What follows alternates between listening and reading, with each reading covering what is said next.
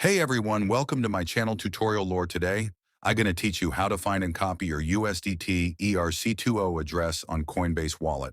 So be sure you stay throughout the whole video so you don't miss any steps. Hope you will like this video and subscribe to my channel tutorial lore.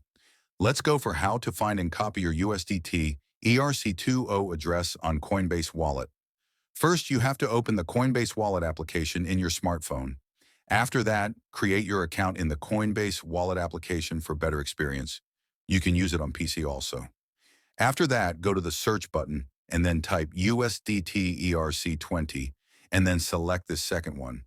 And then see at the bottom, you will see the address and the copy icon. You can click and copy this, very simple. And in short time, so this all in today's video, hope you must have understood that how to find and copy your USDT ERC20 address on Coinbase. There is no easier way than this. If you still don't understand anything, then you can comment. I will definitely reply to you or make a video on your topic. Hit the like button and press the subscribe, drop a comment. It motivates us to create more tutorial videos for you. Thank you.